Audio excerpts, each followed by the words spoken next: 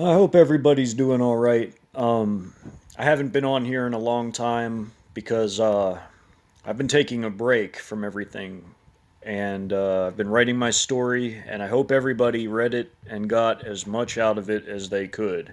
Um, for covering an urban situation, I think it pretty much touched bases on every angle and every possibility of what such a thing would look like, how it would play out, and different phases of it, and from the initiation of it to the very ending of it, where there's pretty much nobody left in a city and type of environment.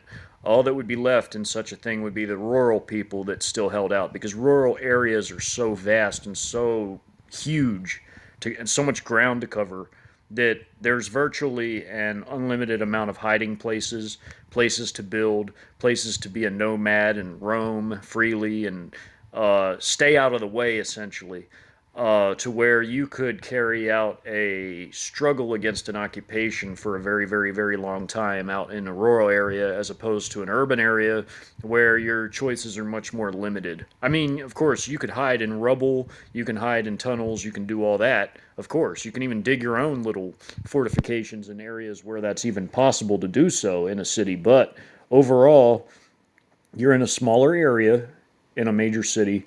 Your area is going to be surrounded and choked to death by cordons and perimeters and roadblocks and checkpoints.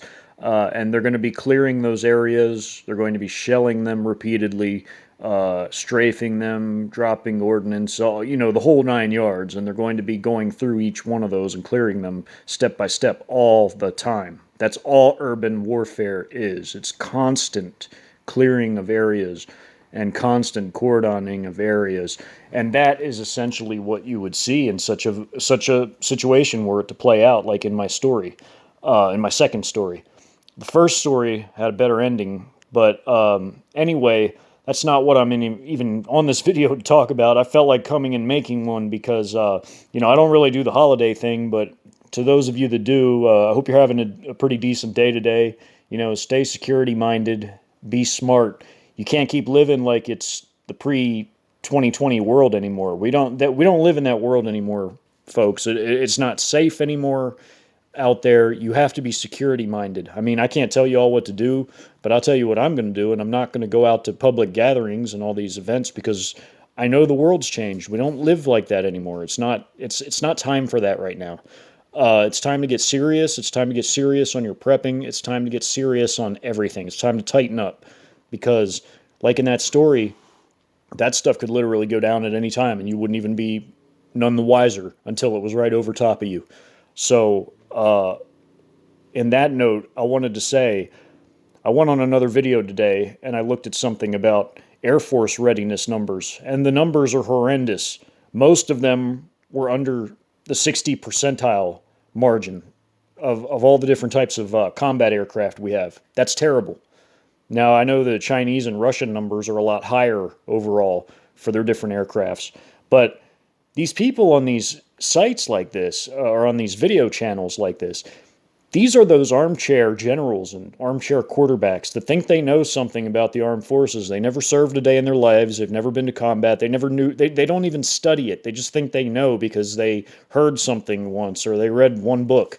But I devote a lot of my free time to this type of study, to this field of study. And I have to say that out of everything that I've covered on my channel, I try to tell these people, but yet they just are so blind in their ignorance. They're so blind in their ignorance. They want so badly to believe that things haven't changed, that we haven't gone down the tubes. I don't like it any better than anybody else. I hate it. In fact, I really lament it because I live here and I have to deal with the consequences of having a shit military that can't protect us anymore.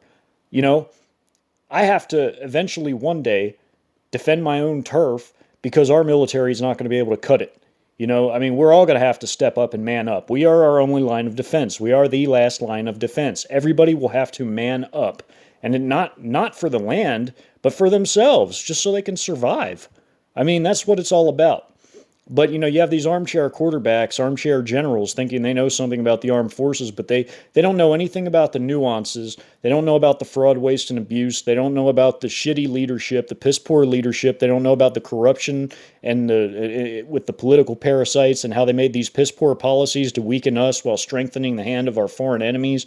They don't know about how we've been infiltrated